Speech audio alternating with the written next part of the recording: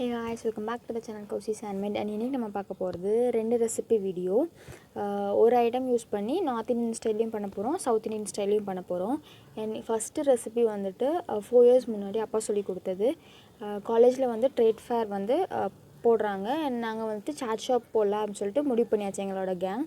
And அந்த டைமில் வந்துட்டு மசால் பூரிக்கு மசாலா எப்படி போடுறது எங்களுக்கு தெரியாது.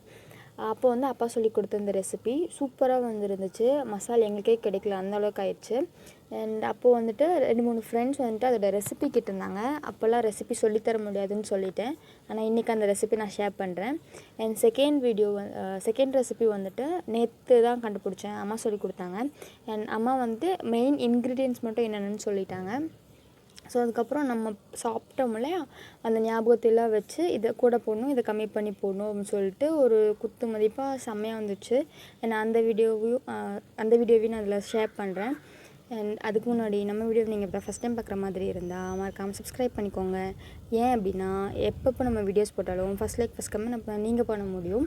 அண்ட் இந்த வீடியோ பிடிச்சிருந்துச்சு, இல்லை ஒரு ரெசிபி பிடிச்சிருக்கு அப்படின்னா ஒரு லைக் பட்டனை தட்டி விட்டுருங்க. அண்ட் மறக்காமல் உங்கள் ஃப்ரெண்ட்ஸ் அண்ட் ஃபேமிலிக்கு ஷேர் பண்ணி விட்டுருங்க. ஸோ வாங்க வீடியோக்குள்ளே போகலாம்.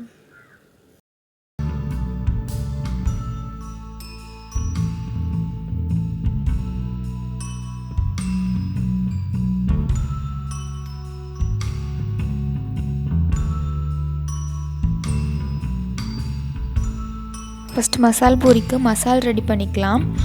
மசாலுக்கு வந்துட்டு பட்டாணி ஊற வச்சு எடுத்திருக்கேன். ஒரு 4 to 5 hours ஊறணும். அப்படி ஊற டைம் இல்லை, இன்ஸ்டண்ட்டாக பண்ணோம் அப்படின்னா நம்ம எப்போவும் 4 விசில் விடும்போது கூட 2 விசில் சேர்த்து விட்டு 6 விசில் எடுத்துக்கலாம். அந்த பட்டாணி வந்து நல்லா வெந்துடும் மாவு மாதிரி. பட்டாணி ஃபுல்லாக சேர்த்துட்டு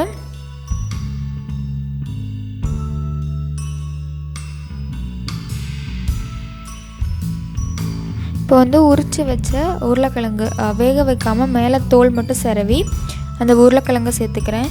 அண்ட் இதில் வந்துட்டு நம்ம பானிபூரிக்கு அந்த கோல்கப்பாஸ்க்கு வந்துட்டு அந்த மசாலா ரெடி பண்ணுங்கிறனால அதையும் சேர்த்து இதிலேயே வேக வச்சு எடுத்துக்கலாம். கூட வந்துட்டு ஒரு சால்ட் மட்டும் சேர்த்துக்கலாம். ஸோ எந்த அளவுக்கு வந்து வேணுமோ அந்தளவுக்கு சால்ட் சேர்த்து இதை ஃபுல்லாக வேக வச்சு எடுத்துக்கலாம். எக்ஸ்ட்ரா விசில் விடணும், அதனால் வந்து கொஞ்சம் ஜாஸ்தியாகவே தண்ணி சேர்த்து வேக வச்சுக்கலாம்.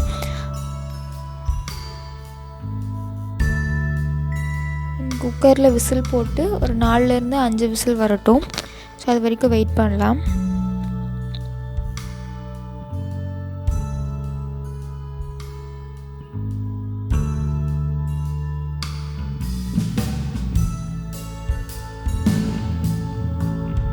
நம்ம வேக வச்சு எடுத்த பட்டாணி உருளைக்கிழங்கு நல்லா வெந்துருச்சு. நார்த் இந்தியன் ஸ்டைலில் பண்ணுறதுக்காக அந்த ஸ்டஃபிங்க்கு மட்டும் 2 உருளைக்கிழங்கு தனியாக எடுத்து வச்சுட்டு இது ஃபுல்லாமே நம்ம நல்லா போட்டு மசிச்சிக்கலாம்.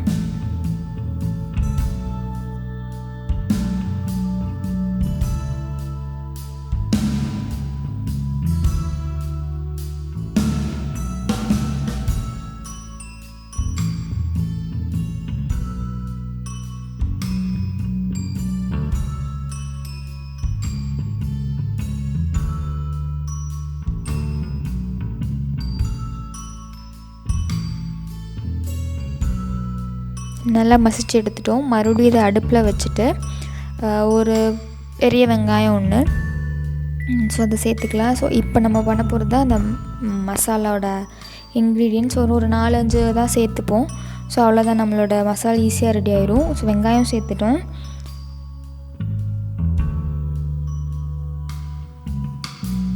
இது கூட 2 ஸ்பூன் மல்லித்தூள்,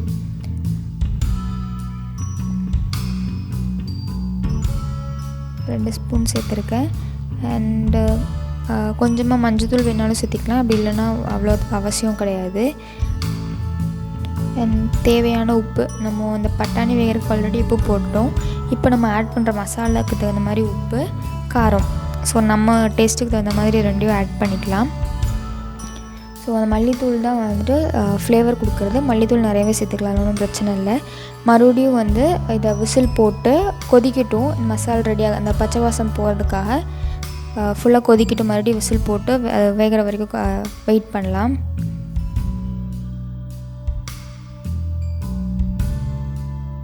ஸோ இது விசில் வந்துடுச்சுன்னா அவ்வளோதான், மசாலா பூரிக்கு தேவையான மசாலா ரெடி பண்ணிட்டோம்.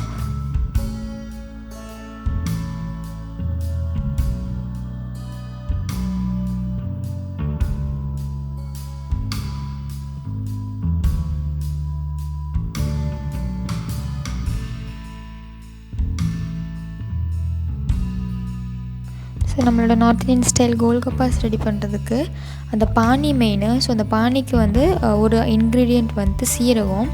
ஸோ அதை வந்து நம்ம லேசான சூட்டில் வறுத்து எடுத்துக்கலாம்.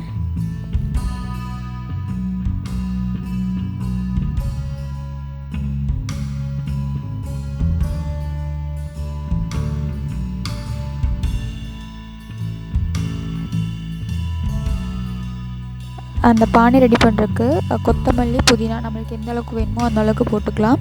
கூடவே வந்து காரத்துக்கு தேவையான பச்சை மிளகாவும் சேர்த்துக்கலாம். நம்ம வந்து வறுத்து வச்சுருக்க சீரகம், கொஞ்சம் உப்பு, இதை மட்டும் போட்டு இப்போ மிக்ஸ் பண்ணி அரைச்சி எடுத்துக்கலாம். அப்படியே இது கூட ஒரு துண்டு இஞ்சியும் சேர்த்து அரைச்சி எடுத்துக்கலாம்.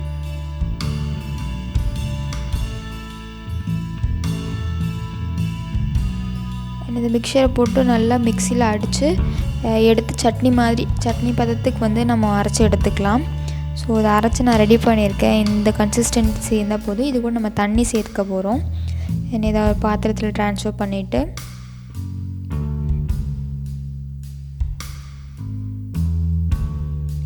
நம்மளுக்கு எந்த அளவுக்கு வேணுமோ அந்த அளவுக்கு நம்ம தண்ணி சேர்த்து நம்ம உப்பு போட்டு டேஸ்ட் பார்த்துக்கலாம்.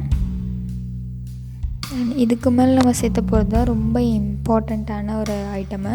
இது வந்து புளி வந்து கரைச்சி எடுத்திருக்கேன். புளி தண்ணி சேர்த்துக்கலாம். கூட வந்துட்டு கொஞ்சமாக பெருங்காயம் வந்து ரொம்ப முக்கியம் அந்த ஃப்ளேவருக்காக. ஸோ பெருங்காயம் சேர்த்துட்டு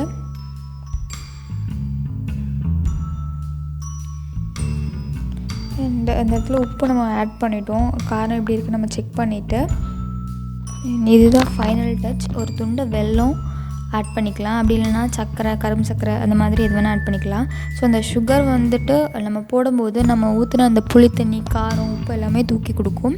ஸோ அதனால் அந்த வெல்லம் சேர்த்துக்கலாம்.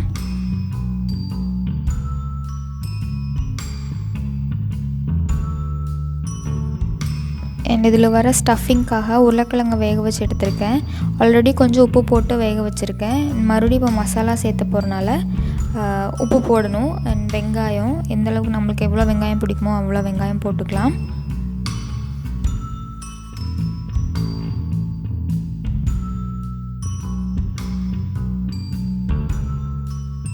மிளகாத்தூள் காரத்துக்கு தகுந்த மாதிரி. நம்ம பச்சை மிளகா வந்து பானியில் வந்து கொஞ்சம் கம்மியாக சேர்த்துருக்கனால அதுக்கு காம்பன்சேட் பண்ணுறதுக்கு வந்து உருளைக்கிழங்குல சேர்த்துக்கலாம். அண்ட் இதில் கொஞ்சம் உப்பு, வேணும்னா கொத்தமல்லி இலை, கருவேப்பிலை இலை எல்லாத்தையும் போட்டு மிக்ஸ் பண்ணி வச்சுக்கலாம். ஸோ நம்மளோட ஸ்டஃபிங்க்கும் ரெடி பண்ணிட்டோம்.